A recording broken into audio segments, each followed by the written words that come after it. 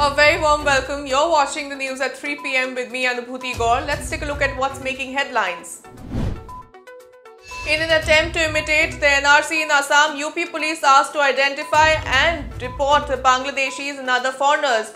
UP Director General of Police has said in a letter to all the district police chiefs that the move is very important for the state's internal security. Fingerprints of people identified as Bangladeshis or other foreigners will be taken. Uttar Pradesh Police has been ordered to comb transport hubs and slum clusters on the outskirts of their districts and verify all the documents produced by anyone appearing suspicious.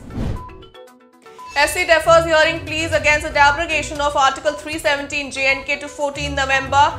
Gives centre 4 weeks to respond. The Supreme Court also placed an embargo on filing any fresh writ petition challenging constitutional validity of abrogation of Article 370. The other cases before the CJI Ranjan Gogoi on communications blackout in Kashmir, restrictions on movement and detention of children are being heard.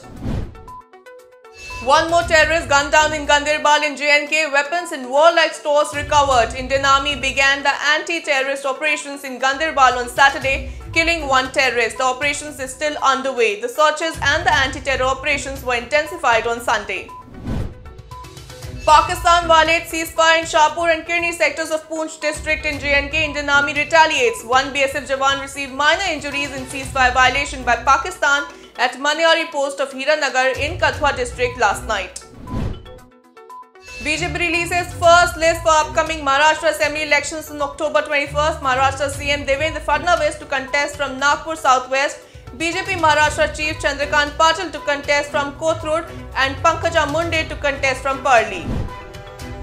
Haryana Chief Minister Manohar Lal Khattar files nomination from Karnal Assembly constituency. Uttar Pradesh Chief Minister Yogi Adityanath was also present. Major relief to the senior IPS officer Rajiv Kumar. Calcutta High Court grants him anticipatory bail in the Sharda Chit Fund scam.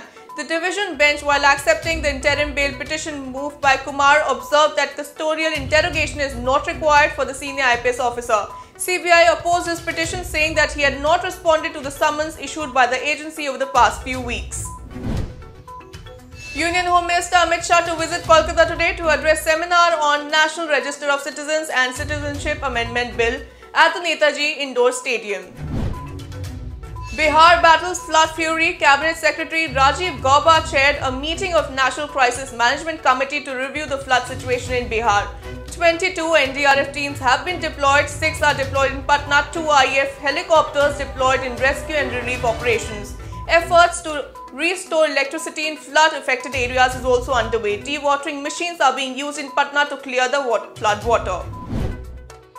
External Affairs Minister S. Jaishankar rejects Trump Sarkar Rao, refused the notion that PM Modi used Ab Ki Baar Trump Sarkar phrase in his Howdy Modi event to endorse US President Donald Trump's candidature for his 2020 re-election campaign.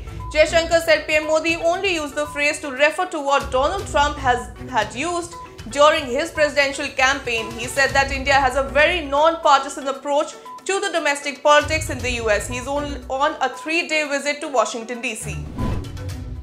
Chinese President Xi Jinping flags off parade marking 70 years of communist rule in China, flaunts DF-41 missile capable of targeting US. This as pro-democracy protesters in Hong Kong plan to upset the celebrations with a series of potentially violent protests.